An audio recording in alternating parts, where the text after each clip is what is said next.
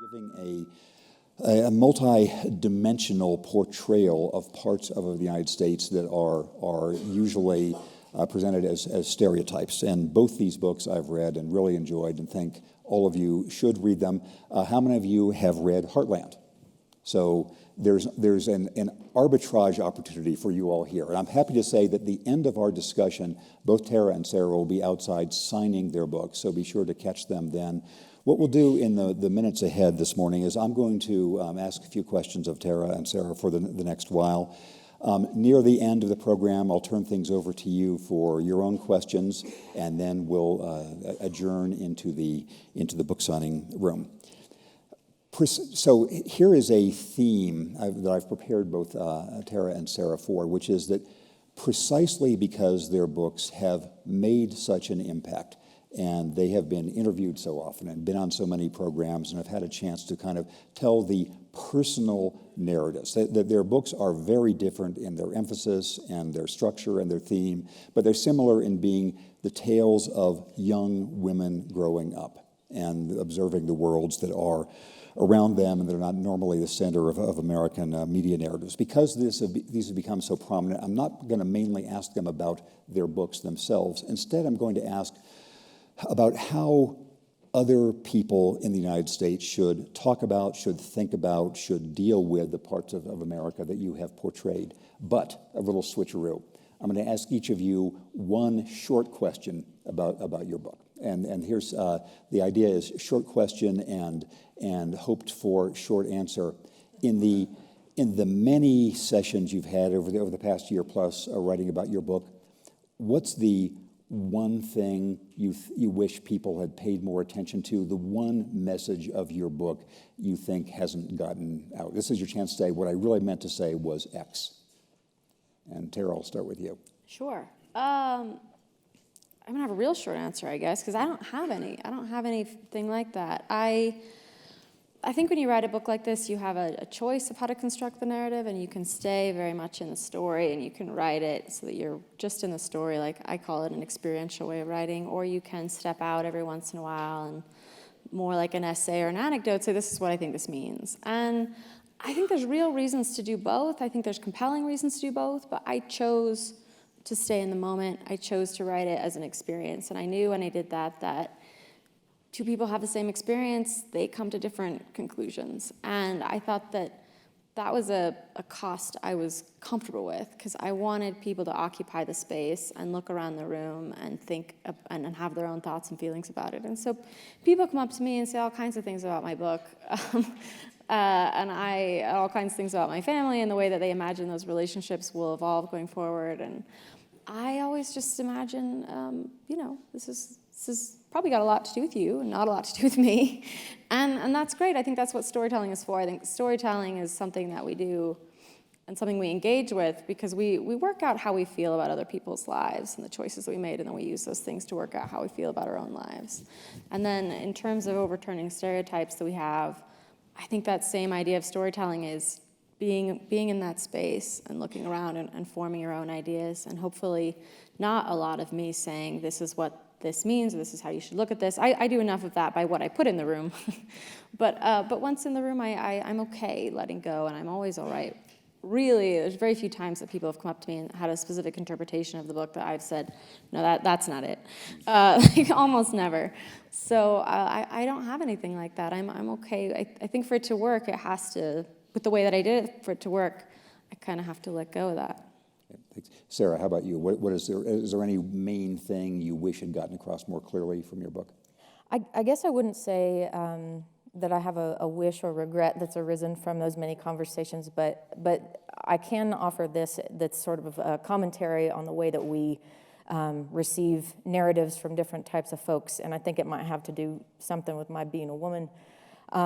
So my book is really kind of a hybrid nonfiction form in some ways. The backbone of it is certainly memoir, and I wrote those passages many years ago, over 15 years ago, actually. I got my first research grant to start doing family research, and at that time it was a very personal tale, but as my career as a journalist evolved and my vantage on the issues and bigger structures that created and informed that intimate and private life became more revealed to me and understood by me, I did attempt to also put on my hat as an analyst or commentator or journalist, and not a heavy-handed way, hopefully, but to provide some social and historic context for addiction that was rife in my community and so on. And so there was some consternation at my publisher over how to package the book. What do we call this, you know? And they ended up referring to it as a memoir, and I'm fine with that, and I love the memoir form, and those books are probably the ones that most shaped me as a budding writer. And the heart of the book certainly is a personal story, but I will say that there have been, I particularly relish when folks focus on the more intellectual aspects of the narrative, as opposed to asking me about whether I'm going to have children someday or something. You know, like people raise their hand and ask me that question in audiences, and this would be a tip on the question not to ask later on. yeah. Thank you. So I'm going to have a question, and Sarah, I'll start with you on this, which is moves to the question of how do we reset the narrative of talking about parts of the United States that are not on the nightly news every evening or featured in movies. As you know, we all know every block of New York City, even though I have never lived there, but I feel as if I know it from movies, et cetera. To give a very brief setup for why I'm asking this question, as some people here may know, over the last few years, my wife Deb and I have been traveling around to smaller communities trying to see how life looks to them from their perspective. Not do they like Trump, do they like Hillary, how do they feel about Obamacare, but what is happening in Sioux Falls? It's getting better or getting worse. And the main difference I felt in doing that versus the normal media approach, and something that's very, very clear in both of your books in different ways, is this question of agency. Whether people who don't happen to live in New York, San Francisco, DC, or Los Angeles have independent action. You know, they're not just objects of globalization, although that has a huge effect, or of climate change, although it has a huge effect, or changes in this or that law.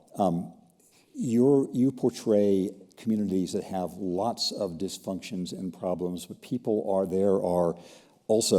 simultaneously in control of their own lives, or they think of themselves in control of that. How do you think the agency and multidimensionality that you portray in your book, how might that inform broader discussion of Kansas, where you're from, or Idaho, where Tara is from, or inland California, where I'm from, et cetera? Well, I think that at the crux of that, and hopefully what my book accomplishes, is humanizing a person, a figure that tends to be portrayed in the national imagination and popular culture as a stereotype or a one-dimensional figure, as something robust and multifaceted.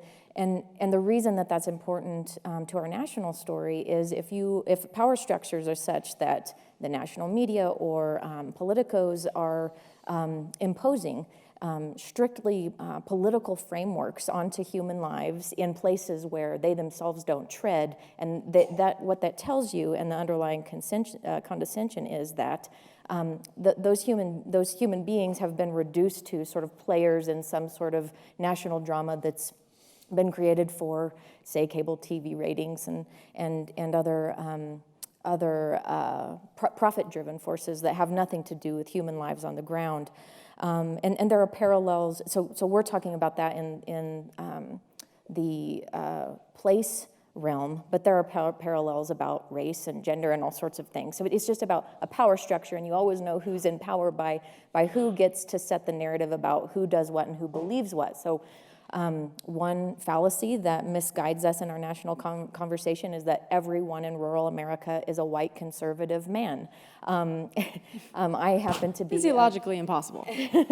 Yeah. Unlikely. Right. And so that has become such a prevailing myth that while it is entirely illogical, if I will see someone reporting on the devastating, write some great report about the devastating floods in the Midwest driven by climate change, and believe me, there are plenty of people who work the land every day who understand climate change better than an environmentalist in New York City and don't deny it. They might have different terminology for it by way of their own political frameworks, but it's real to them. And then I'll see the comments on that story disparaging people that grow their food while they're typing the comment.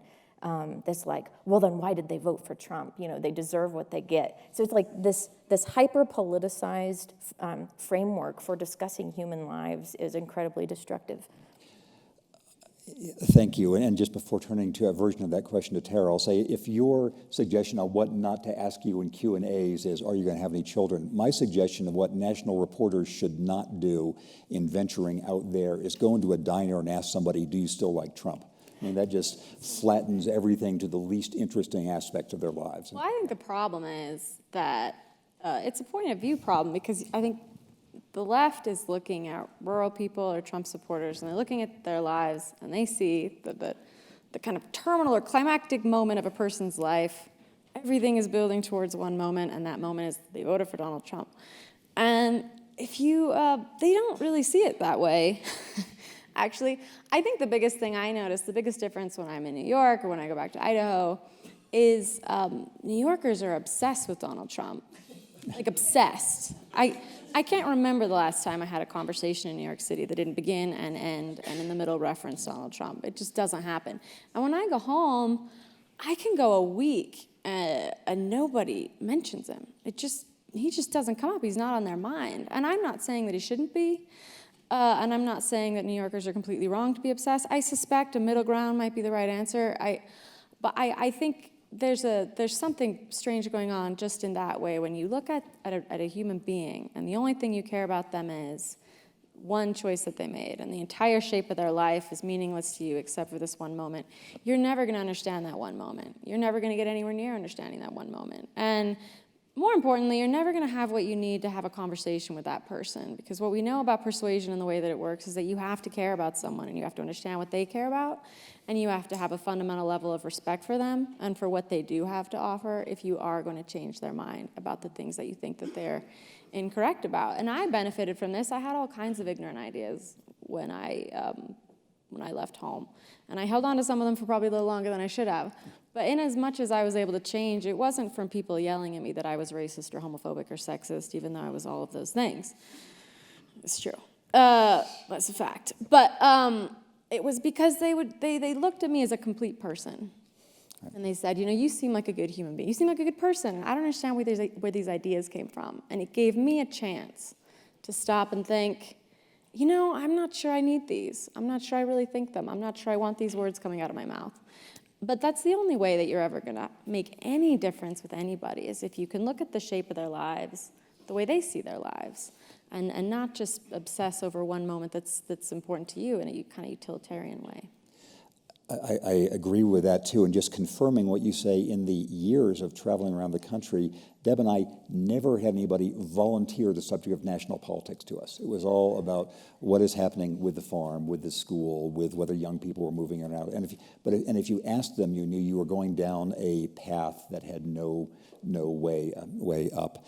I'm going to follow up on what you both said with a specific question, then I have a high concept question for each of you. So a specific question, if, Tara, you're saying that we need to think of people properly in their full drama of their lives. Everybody has his or her own drama of life, and we tend to, when stereotyping, to see them in this foreshortened way.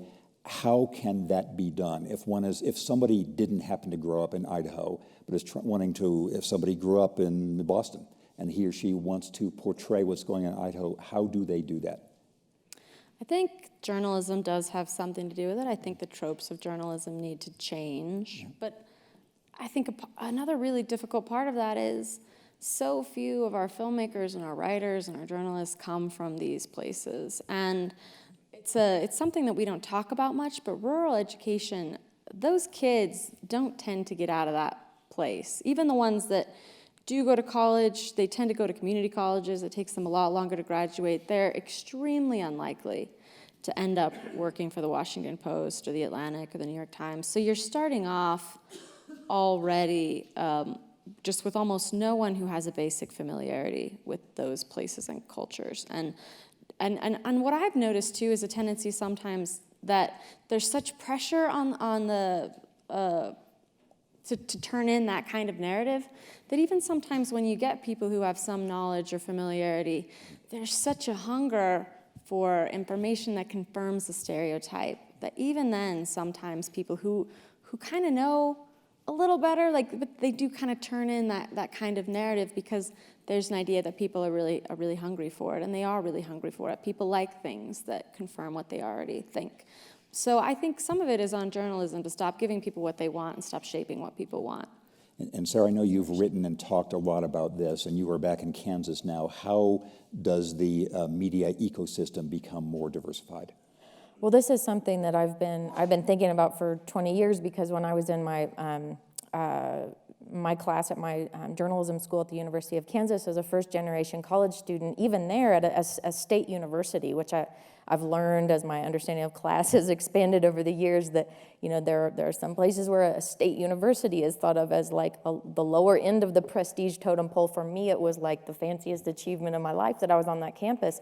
And I was brushing up against, for the first time, truly middle class or sometimes upper middle class kids. And so even in that training ground, I was an other for my place. And they're often, we absolutely should be diversifying newsrooms along race, gender, and all sorts of identity experiences. But often we leave place out of that conversation, or class, and those two things often are interlinked. So I think, how do we do it? How do we diversify those spaces is just first to expand our concept of diversity, because wherever that initiative exists as to provide a much needed corrective across history, it should also exist along class and place lines.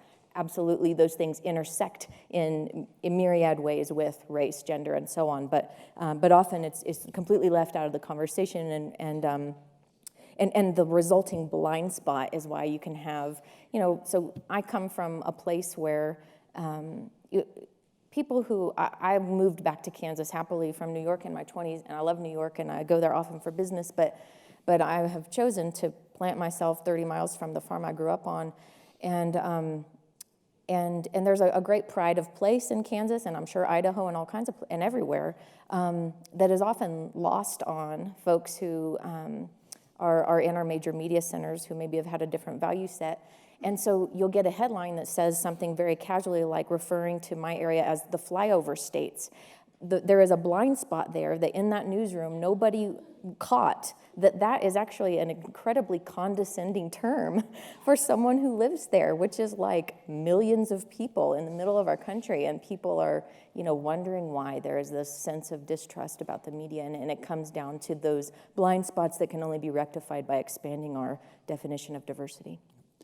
I have a high concept question for each of you, which I'll take a second to set up. Exciting. So yes, I know I try to build drama here in the PEPKI. So here is my theory of American letters. My theory of American letters is that all of the great novels and memoirs and autobiographies and the rest are really only about 4 or 5 recurring themes. One, of course, is race.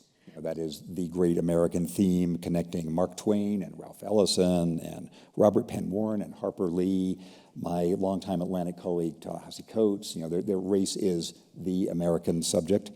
Women, I'd say I've been going through the whole oeuvre of Edith Wharton again. I mean, she had an edge, and Willa Cather, and this has been, I think, the second great theme, underappreciated in American letters, but it's been there.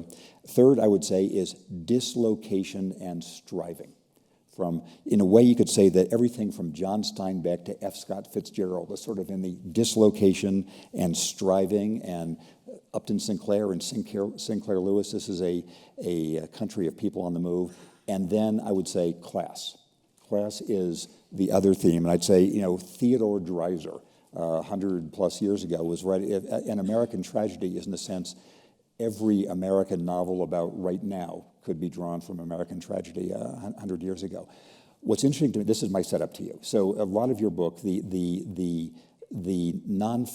part that's not memoir is about class, and you're saying that this is the under-recognized part of the American drama. In listing what I'm contending are the main themes of American life, we're trying to wrestle with race and with dislocation and with women, but are more awkward about class. So tell us, and I think for a long time that's been the case. How do you think of more frontally discussing class in American life? Well, this is so important, and I'm going to begin with a short anecdote. When I was first starting to kind of, I've been reporting locally and regionally for many years, but I would say 5 years ago is when my essays started to get more like national attention. And at that moment, what I was finding, when I would be pitching editors at national American outlets for U.S. outlets for this commentary that I was making about socioeconomic class in this country. This is pre-2016. This is Obama is still, like, I don't know, somewhere in his second term, and I was turned down, I mean, countless times by every major national outlet on those themes, and I would get feedback along the lines of like, we're not sure why this matters, and the editors that would pick up those essays that ended up quote unquote going viral were always based in the UK.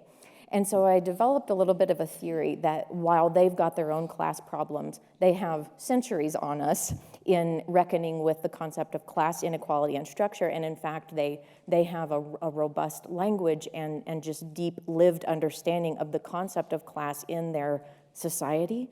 Whereas our foundational mythology was that this is a bootstraps country where we have transcended class, and it doesn't even exist. So we've been in sort of a collective denial for centuries that, of course, is now coming to a head. But that quickly, we have reached some sort of tipping point that we saw in the, I think, it essentially amounted to that moment that was the 2016 presidential election, and a reckoning with there's this other thing happening alongside absolutely racism and sexism and all of the above, and it's this gross inequality, and how does that pervert our society?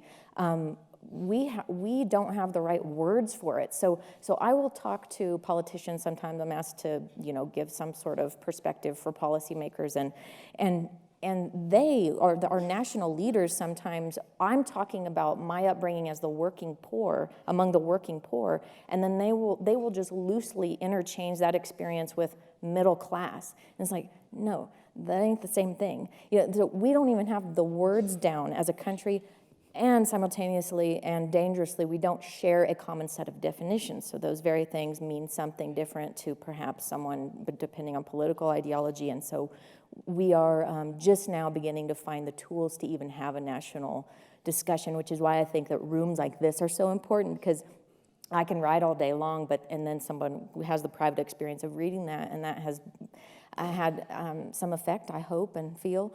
But ultimately, we've got to have a national conversation in a more intimate way to say, like, we care about this in a human way, and this is how we're going to talk about it. Thank you. UK is such an interesting, I lived there for 10 years, so I have to comment on that. When I got there, I was really blown away by how much class is just right in your face. So if you're in the UK, if you're somewhere like Cambridge or Oxford, it's kind of astonishing. I mean, people, they can place your socioeconomic background. You say 5 words, they know everything they need to know about you. And I think it can be it can be penalizing. I mean, I know some working class people who went to Cambridge and had really difficult experiences there because of that, because they felt excluded, they felt like it wasn't for them. I had a kind of lucky experience at Cambridge, I think, because even though I was raised by in the mountains by these kind of radical people, there isn't actually a Mormon survivalist accent, which is nice. It's good for me. So I just kind of turned up and was there. And but I saw that there's an obsession with class. And then I did a fellowship at Harvard right after Cambridge, and the change was kind of astonishing. The way that I experienced it at the time was I felt like at Cambridge, people cared a lot more who your parents were. They wanted to know, and they wanted to know so they could decide how seriously to take you. That was true. And at Harvard, I felt like there was less of that. There was more of an idea like, you're here, you must be great.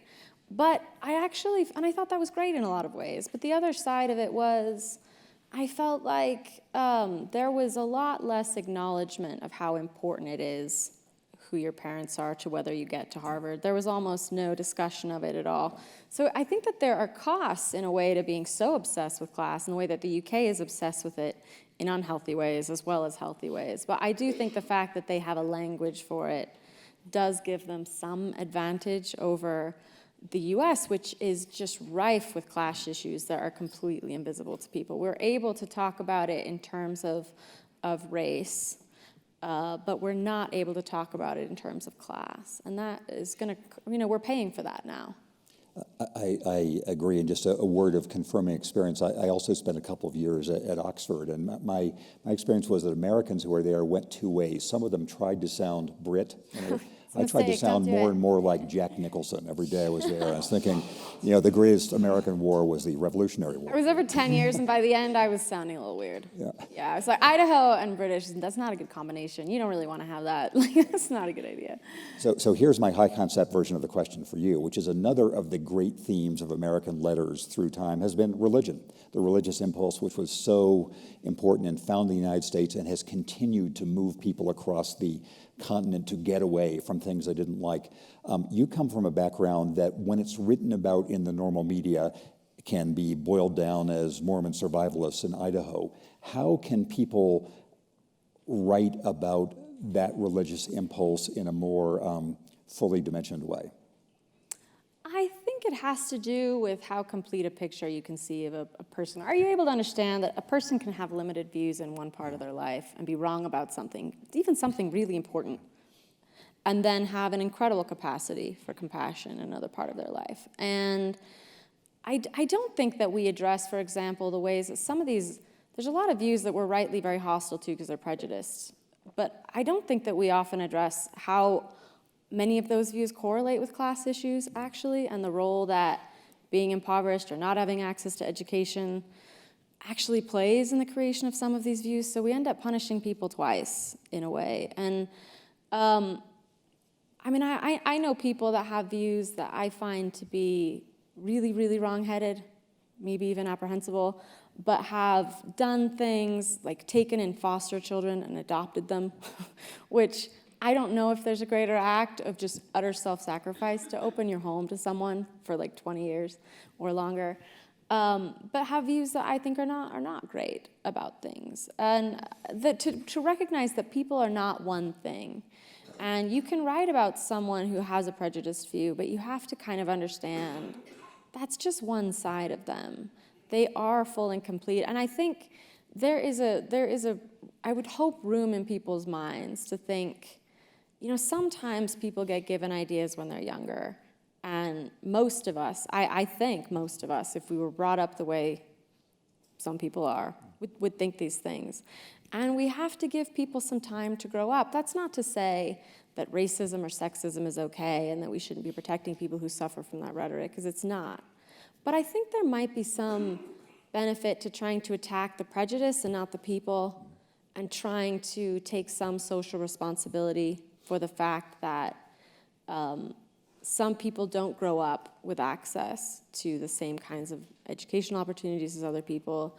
And I think that there's a real, I talk about it as letting education putrefy into arrogance. When you have what you think of as an enlightened mind and you think that you don't have any of these prejudices, even though we know that we all do unconsciously, and then you just really viciously attack people who just didn't have your opportunities and don't have any empathy for the fact that they're trying to find their way.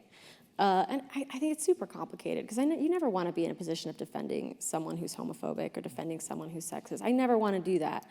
But I know where some of those ideas come from, and I know it takes a while. If you've been seeped in that your whole life and everyone that you love and respect has told you this, society has to take some responsibility too, and they have to provide a way out of that before they can start really punishing people for them, I think. So Zell, let me ask you about this religion issue too, with another brief setup. In the book that Deb and I did, we realized that the theme we most avoided was actually religion and faith. Even though we described people who, the Catholic sisters in Western Kansas who were incorporating refugees, and people were doing that in South Dakota. And there was a personal reason in our household about Deb's upbringing that she just is anti-religious now for personal reasons. And also we thought we didn't know how to do it without getting into the shoals of political divisiveness, because so much of religion has become overlapping with politics now. You write about religion to some degree in your book. How do you think people from the outside should write about religion, which is so important in American communities? Well, I think it kind of goes back to what Tara was saying. Trying to enter the context and the fullness of the life that has shaped that person's views in this case with a specifically religious connotation is essential to beginning any sort of conversation, because for many people, and myself included on some points, millions of people across this country, a religious ideology is primary and actually the springboard to the political viewpoints. And for much of secular, formally educated America, it's like the primary is the political root that probably came from family or social group. But the thing is, so those two people are being shaped differently, but they might not be so different at their essence. So if someone has this, again, echoing Tara, sort of a progressive view, and they're feeling sort of high and mighty about it when entering some sort of, like, say, Southern Baptist space to talk about race or gender, there is it's a falsehood to associate, I think, political viewpoints and how that intersects with religion with one's own character. Because I was the exact same person I am now at my core and my essence when I was a little girl in rural Kansas being taught about abortion in the framework of the Catholic Church, in which I was raised devoutly. By my early 20s, I still referred to myself as quote unquote pro-life. My views have dramatically shifted since then because my information set changed. I still value a lot of things about my Catholic upbringing, and I have taken those with me and kept them. But I understand how you can have an entire community for whom they're viewing that issue as through a completely different reality. So I think the first step is humbling yourself to the different experience that this person you might be attempting to write about has had to form the opinions, as opposed to, yes, I think it's fair to say that we can objectively rank some viewpoints in terms of validity and value and decency. So racism bad, so like that's a fact, and yet that's a different question than how did one come to a view that is, like, let's say, sexist by way of the Catholic Church. It's about humility, I think. One more question for each of you before I invite the audience to ask questions. I recognize that your books, and I think especially Educated, are not formulated as to-do task lists for readers. Super not. This is not a sort of consulting firm best practices presentation.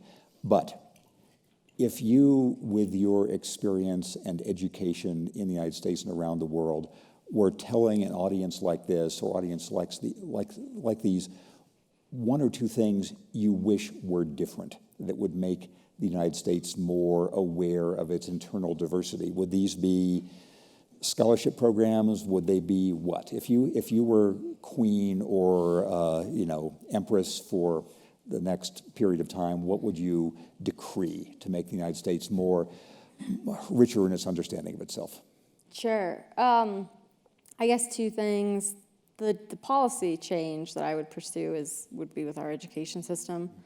I think we really need to take seriously the idea that everyone should have access to a quality education, and we need to do everything that we can to make that a reality. And we say that, but there's a lot of evidence that we don't really believe it. We do all kinds of things to make sure that education in this country is wildly unequal, and that some people are going to get a lot of it and some people are not going to get any. And as long as we allow education to be something that a certain type of person gets and a certain type of person doesn't, we're just seeing the very beginning of our political turmoil. So that's the first thing. The second thing I would say on an individual level that people should do, if I was giving advice to people, is I would just say, do everything that you possibly can to not think in stereotypes. Don't stereotype your black coworker, don't stereotype women, don't stereotype poor white people, don't stereotype the gay person that you know or the 10, whatever, just don't. People are individuals. They're not representations of a category. And that's true whether someone voted for Donald Trump or it's true whether they voted for Hillary Clinton.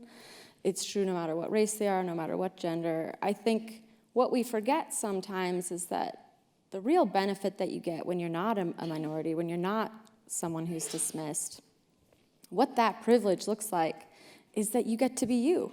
You just get to be a person. You don't have to turn up and be a representative of anything. And I think if we're serious about bridging the political divide, that's what has to change. We have to actively resist our tendency to think in stereotypes. And when you see a news story that pops up on Instagram or Twitter or whatever, and it just has these 5 attributes, and the implicit message is always that if you know one thing about a person, they own a shotgun, that you know everything that you need to know about them, we just have to resist that. There's something in the human mind that is programmed to think that way, and the way that the media functions in the technology age really exacerbates it. We just have to do everything that we can with all the people in our lives to stop sorting people into categories and think that because we know one thing about them that we don't need to engage any further. So, Sarah, if your practical advice, which you have more of in your book, but if you were saying it here. Well, I think this is something I don't get into in my book, but I think a lot about as a journalist. My great healing effort would be to create more moments like this where people are sharing a 3-dimensional space and looking each other in the eye and talking face to face as human beings, because and this is something that Jim's work has revealed and that I've lived firsthand and a lot of people know, but you don't catch it so much in national headlines. There is a real gulf between the story that we tell ourselves about a country in those conflict and ratings-driven conversations in New York City studios, and what happens on the ground in local communities, which, yes, are rife with problems, but also usually are a majority decent folks who want to figure out problems and help others and wish the best for folks. Maybe they've got different ideas about how to accomplish it. But it's incredibly heartening, and I think right now we are potentially more demoralized as a country than we even realize in the sort of survival mode that we have entered for this civic moment. It's incredibly important for us to be inspired by one another just in looking each other in the eye and seeing one another's goodness, which I find to be the overwhelming majority across political lines, I would add. And that's why, when I talk about my book, folks of all different stripes and colors and political ideologies come, and what they are gathering around is a common experience of the subtitle of my book, Working Hard and Being Broke in the Richest Country on Earth. That's unfortunately a quite universal experience for millions. But those events have been so heartening to me because people don't want to talk about Trump. I've been living in Kansas for almost all of my 38 years. Well, this is only in the context of the last few. I've only seen 2 Make America Great Again hats in the wild in like 3 years.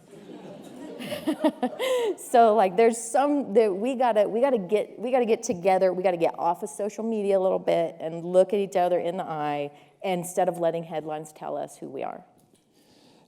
So I'm going to say one more thing to connect what both Tara and Sarah were saying, and then we'll have some questions. So many of you, and all of you know of, many of you knew David Halberstam, a great book writer and journalist. His first reporting job was in West Point, Mississippi, in a tiny little town. He was from Connecticut and from Harvard. 50 years later, he gave the commencement address at the University of Mississippi.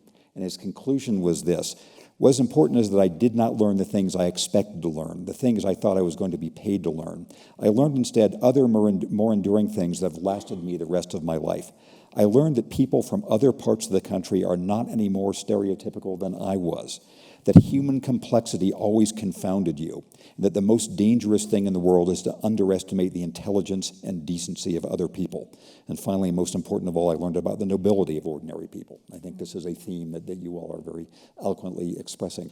Questions for a few remaining? And I can't see any of you, so a microphone runner will go to a question. So microphone runners, find a question. Yes.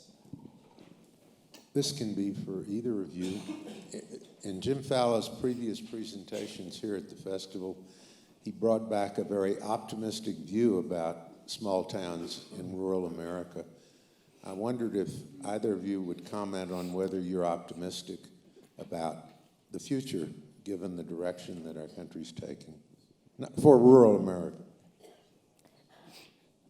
I guess I would say cautiously optimistic. That's sort of just my nature, but with, I think, some supportive data at the moment, which is that when I'm living my life in Kansas, people are they're trying to figure out solutions at the local level.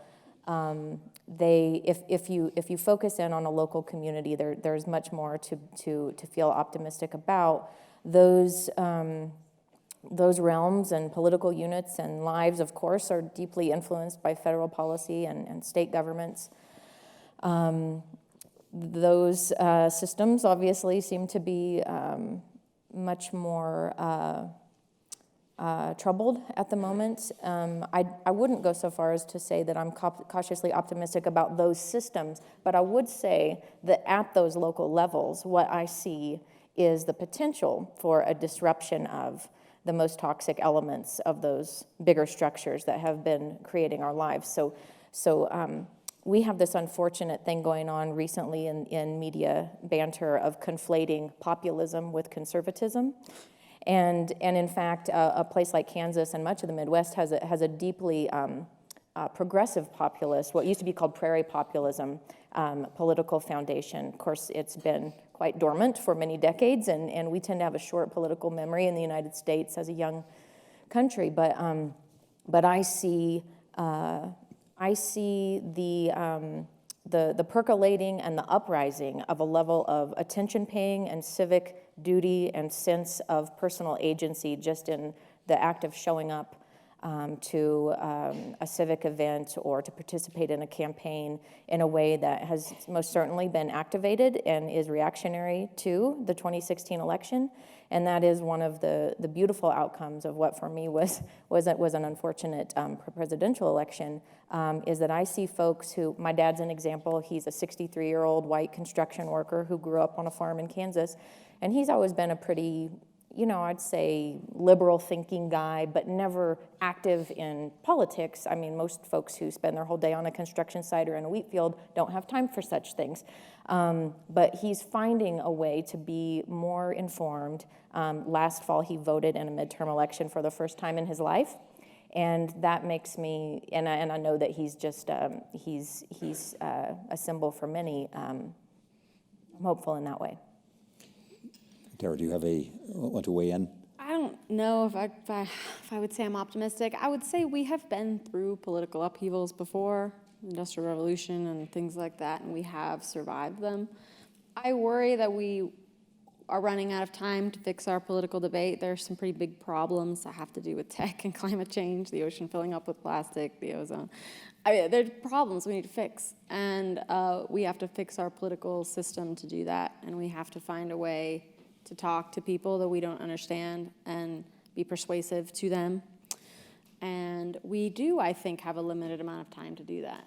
But there are indications that we've done this before. This isn't the first time that we've had massive economic shifts that have left large parts of the population feeling disenfranchised. And we can, I think it's definitely possible, but we're leaving it a little late, so we should probably get going.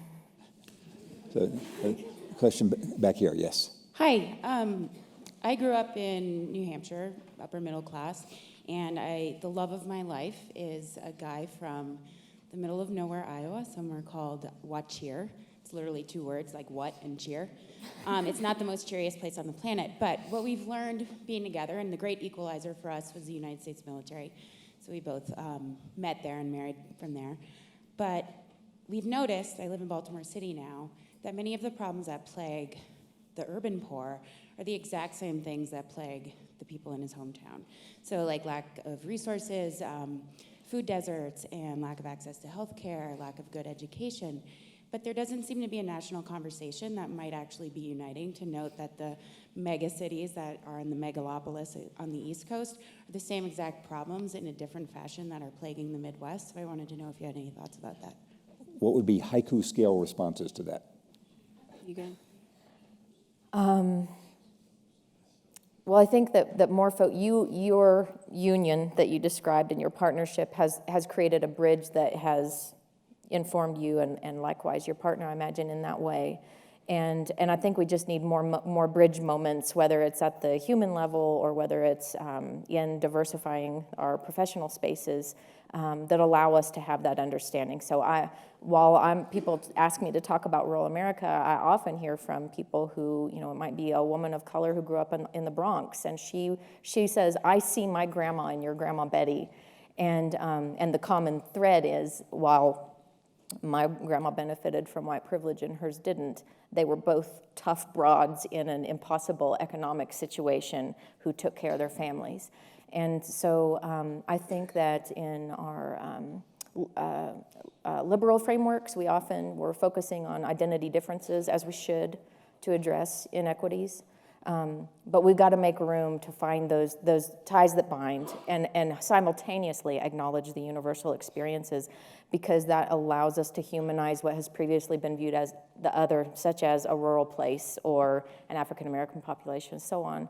And then that group can be valued the same as the one that's already getting more attention for the services they need. So, Tara, do you want to answer, or shall we take one more question? Take one more. Okay, we have time for one more question if the runners, well, whoever has the microphone can speak. Yes. Hi. There is a fact in rural America, and particularly in southern rural America, that the hospital system is disintegrating, if not disappearing, in many areas within the South. And in those areas, particularly where Medicaid has been rejected by the state government of Republicans, and where this administration has been attacking the ACA to such a degree that ordinary citizens at the lowest levels are not being covered and cannot afford coverage. So how if this continues in any perceivable way over the course of the next several years, once a hospital closes and those personnel disperse, how will that be regenerated, and what is the impact in rural America of the failure of healthcare provision? So this is obviously an enormous question, which we have 30 seconds to deal with. I think you should do it. She's more knowledgeable on this, I think. Okay. Well, this is a huge issue, and Kansas is one of the non-expansion states, one of 13 at the moment. Nationally, when the USDA conducted their agricultural census in 2012, 100 rural hospitals had closed in the previous 10 years, and that has exponentially increased. It's a major crisis, and what happens, that local economy then crumbles. And I think the forward motion of your question is, how then do we rebuild? How do you ever draw back what has been lost? And that's, I think, actually, I try to look at that as an opportunity to create a new version of rural America that is inclusive and thinking about the environment and driven by local wisdom. But it absolutely, I'm not going to sugarcoat it. I saw it firsthand as a kid when the storefronts close and the people leave. That's one of the reasons that I went back to where I'm from, to be part of what I hope will be a revival. My cousin, I was in my hometown recently, the county seat of my hometown. We were driving, all the storefronts were closed, but there were 2 funeral parlors that opened up. And she said to me, it's getting so the only thing there is to do in town is die. And I just thought, yeah, there needs to be some serious revitalization of these areas. Like, it just has to be done. Like, it can't go on the way it is. On this note, please join me in thanking 2 remarkable writers, 2 remarkable books. Thank you.